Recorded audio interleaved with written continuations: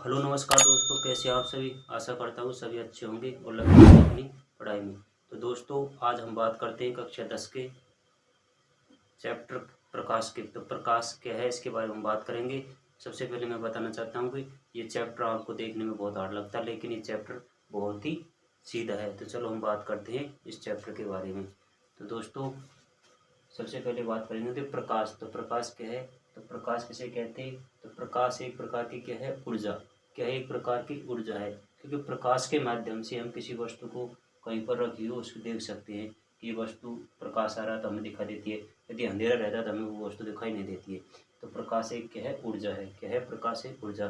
जिस प्रकार यदि कोई वस्तु यहाँ पर रखी हुई है, तो यहाँ पर रखी हुई, यहाँ पर एक सन है, यहाँ से कहता है सन की किरणें आएगी, जैसे यूं सन की किरणें आएगी तो ये वस्तु से क्या है, इस टकराएगी। टकराने के बाद में ये कहाँ पर आएगी, हमारी आंखों पर। हम कहाँ गई, हमारी आंखों पर, तो ये वस्तु हमें दिखाई देगी। तो हम कह सकते हैं कि प्रकाश एक क्या है, ऊर्जा है।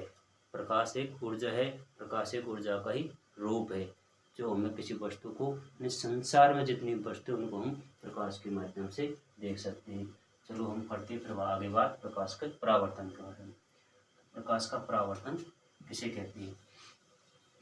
प्रकाश का परावर्तन, प्रकाश का परावर्तन किसे कहते हैं। तो दोस्तों प्रकाश का परावर्तन, जब कोई प्रकाश, जब कोई किरण किसी माध्यम से आती है और मतलब समतल से टकराकर वापस उसी माध्यम में चल जाती है, तो उसे क्या कहते हैं, प्रकाश का परावर्तन। यानी प्रकाश किसी माध्यम से आकर किसी समतल सतह से टकराकर वापस उसी माध्यम में, जिस दिशा से प्रकाश आया उसी दिशा में वापस लौट जाता है, तो इस घटना को क्या कहते हैं, प्रकाश का परावर्तन। क्या कहते हैं, प्रकाश का परावर्तन। अब प्रकाश के परावर्तन के कुछ नियम हैं, उन नियमों के बारे में हम समझेंगे। चलो हम देखते हैं प्रकाश के परावर्तन के नियम। क्या है, प्रकाश के परावर्तन के नियम। तो प्रकाश के परावर्तन के नियम, तो प्रकाश के परावर्तन के नियम कितने हैं। तो प्रकाश के परावर्तन के नियम दो नियम थे। तो प्रकाश के परावर्तन के कितने नियम है, दो नियम है। बोर्ड एग्जाम में पूछा जाएगा कि प्रकाश के परावर्तन के कितने नियम है, तो हम रखेंगे प्रकाश के परावर्तन के दो नियम है। तो सबसे पहले मैं आपको बताता हूँ प्रकाश के परावर्तन का पहला नियम। प्रकाश के परावर्तन का पहला नियम क्या कहता है।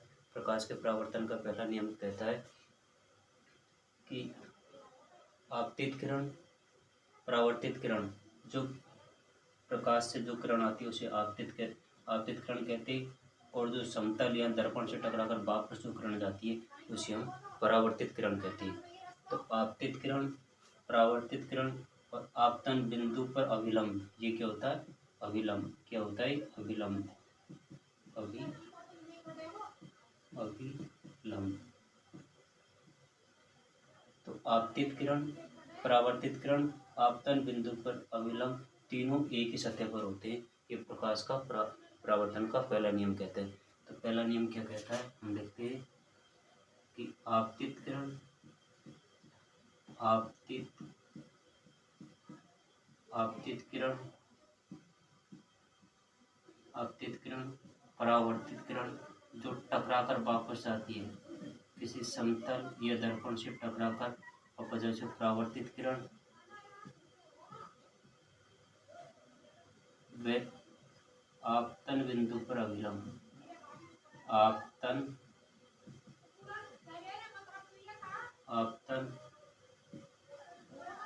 बिंदु पर अभिलंब।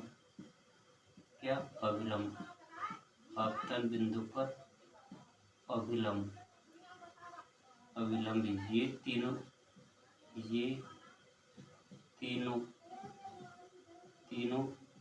एक ही सतह पर होते हैं, यानी एक ही समतल पर होते हैं, एक ही समतल पर होते हैं। तो प्रकाश का परावर्तन का पहला नियम आपको समझ में आएगा कि यदि कोई प्रकाश की किरण यानी आपतित किरण, परावर्तित किरण, आपतन बिंदु पर अभिलंब, तीनों क्या होते हैं, एक ही समतल पर होते हैं, जिसे कहते हैं प्रकाश का पहला नियम। उसके बाद हम बात करते हैं प्रकाश का द्वितीय नियम। तो प्रकाश का द्वितीय नियम क्या कहता है, चलो मैं आपको थोड़ा समझाता हूँ। तो प्रकाश का द्वितीय नियम यह कहता है कि आपतन कोण, आपतन कोण आपतन कोण को किससे दर्शाएंगे? आई से। किससे? आई से। बराबर होता है परावर्तन कोण। परावर्तन कोण क्या? परावर्तन कोण। तो दूसरा नियम कहता है कि आपतन कोण और परावर्तन कोण दोनों का मान क्या होता है? बराबर होता है। तो जैसे जो ऊपर से किरणें आती है, ये कौन सा कोण होता है? अभिलंब और किरण के बीच में जो कोण बनता है उसे क्या कहते हैं? आपतित किरण के बीच में उसे आपतन कोण, और जो परावर्तित किरण और अभिलंब उसे कहते हैं परावर्तित कोण। इन दोनों कोणों का मान क्या होता है? हमेशा बराबर होता है। जैसे मैं आपको कुछ एग्जाम्पल बताता हूँ।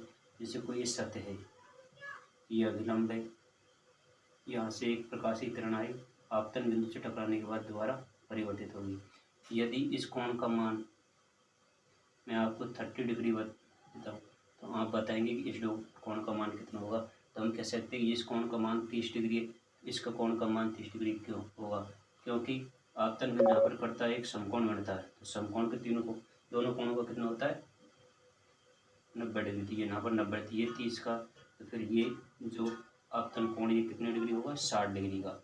ये 60 होगा, तो ये 60 का हुआ, तो इधर का कोण भी कितने का होगा? 60 का। कितने का होगा? 60 का। जब ये 60 का और ये पूरा 90 का, ये कितने का बनेगा? 30 डिग्री का। कितने का बनेगा? 30 डिग्री का। तो हम कह सकते हैं कि आपतन कोण का मान परावर्तन कोण के बराबर होता है। ये बात आपके समझ में आएगी। चलो हम आगे बात करते हैं दर्पण के बारे में। इसके बारे में दर्पण के बारे में दर्पण के बारे में बात करने से पहले थोड़ा सा मैं आपको प्रतिबिंबों की संख्या, मतलब प्रतिबिंब कितने बनते हैं उनके बारे में और बता देता हूँ। तो हम देखते हैं प्रतिबिंबों की संख्या। क्या? प्रतिबिंबों की संख्या। क्या देखते हैं? प्रतिबिंबों की संख्या, कितने प्रतिबिंब बनेंगे? प्रतिबिंब की संख्या। प्रतिबिंब की संख्या। प्रतिबिंब की संख्या। जब दो दर्पणों को आपस में सामने या सटाकर कैसे भी रखे जाते हैं तो उनके बीच में कितने प्रतिबिंब बनेंगे? उनको ज्ञात करने के लिए हम इसका सूत्र का उपयोग करते हैं कि 360/थीटा। थीटा क्या है? दो प्रतिबिंबों के बीच का कोण।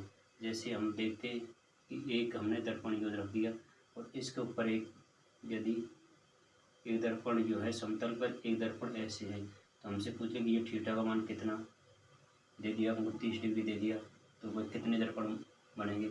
जैसे हम शेविंग कराने जब जाते हैं तो वहाँ पर देखते हैं कि हमारे सिर के पीछे, मतलब दर्पण के दर्पण में हमको काफ़ी सारे चित्र दिखाई देते हैं। तो इसका हम मान कैसे निकालते हैं? तो जब भी इसमें क्या आती है? सम संख्या। हमें बात रखना, जब भी कोई सम संख्या आएगी, इसमें सम संख्या कोई भी हो सकती है, 2, 4, 6। जब भी सम संख्या आती है, क्या आती है? सम संख्या। तो सम संख्या आने पर उसमें से एक घटा लेंगे, और यदि विषम संख्या जैसे 3, 5 आती है तो वो उतने ही दर्पण बनेंगे।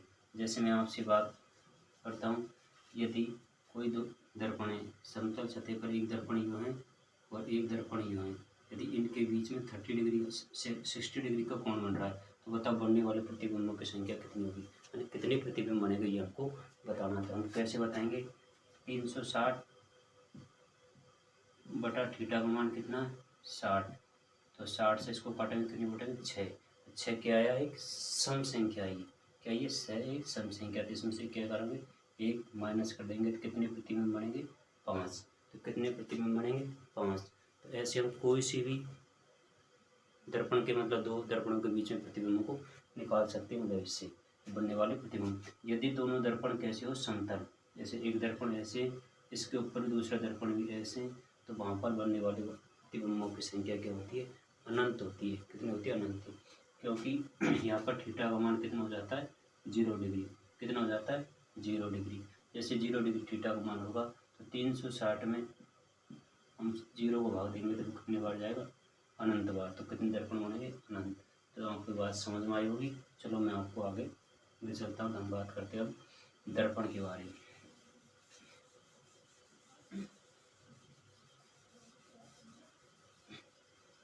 दर्पण कितने प्रकार के होते हैं? दर्पण, तो हम बात करते हैं किसके बारे में? दर्पण के बारे में। किसके बारे में? दर्पण के बारे में। दर्पण कितने प्रकार के होते हैं? दर्पण दो प्रकार के होते हैं। कितने प्रकार के होते हैं दर्पण? दो प्रकार के होते हैं। एक तो होता है समतल दर्पण। कौन सा दर्पण? समतल दर्पण। कौन सा दर्पण? समतल दर्पण। दूसरा होता है गोलीय दर्पण। कौन सा दर्पण? गोलीय दर्पण। कौन सा दर्पण? गोलीय दर्पण। समतल दर्पण और गोलीय दर्पण। गोलीय दर्पण भी दो प्रकार के होते हैं। किस? एक तो होता है अवतल दर्पण, अवतल दर्पण। दूसरा होता है उत्तल दर्पण। कौन सा? उत्तल दर्पण। समतल दर्पण और उत्तल दर्पण। तल दर्पण। जो अवतल दर्पण होता है उसे हम अभिसारी दर्पण भी कहते हैं। कौन सा दर्पण भी कहते हैं? इसे हम अभिसारी दर्पण भी कहते हैं। कौन सा दर्पण? अभिसारी दर्पण भी कहते हैं। और इस उत्तल दर्पण को हम अपसारी दर्पण कहते हैं। कौन सा दर्पण? अपसारी दर्पण भी कहते हैं। इनके बारे में और आगे बात डिटेल में करेंगे। तो हम बात करते हैं समतल दर्पण। तो समतल दर्पण जो भी हम घरों में जो शीशा यूज लेते हैं वो सब क्या है? समतल दर्पण है। तो समतल दर्पण पर जब प्रकाश की किरण, कोई भी किरण आती है, यदि प्रकाश की किरण समतल दर्पण पर आकर वास्तविक रूप से मिलती है तो वास्तविक प्रतिबिंब बनता है। और यदि मिलती हुई प्रतीत होती है, मतलब जैसे कोई किरण आ रही है, जैसे कोई दर्पण है, ये ऐसे दर्पण रख रहा है, इधर से कोई किरण आ रही है, ये जैसे यहाँ पर आकर ये मिल गई तो हमें क्या लग रहा है कि ये मिल गई है, तो ये वास्तविक प्रतिबिंब बनता है। और यदि ऐसा प्रतीत होता है जैसे ये किरण इधर से आई और ऐसे dot dot dot dot dot मिलती हुई प्रतीत होती है तो इसे हमें क्या कहते हैं? आभासी प्रतिबिंब। आभास हो रहा हमें ये वस्तु यहाँ पर मिल रही है। तो समतल दर्पण हमेशा वास्तविक भी हो सकता है, आभासी भी हो सकता है। जब भी वास्तव में मिलेगी तो वास्तविक प्रतिबिंब, और यदि मिलती हुई प्रतिबिंब तो आभासी प्रतिबिंब। और समतल दर्पण पर बना प्रतिबिंब हमेशा सीधा होता है और वह इतनी दूरी पर होता है जितनी वस्तु, यदि कोई वस्तु यहाँ से जितनी दूरी पर रखी जाती है तो उससे उतनी दूरी पर क्या बनता है? प्रतिबिंब बनता है। तो एक समतल दर्पण के बारे में होगा। तो समतल दर्पण अब हम पढ़ेंगे गोलीय दर्पण के बारे में।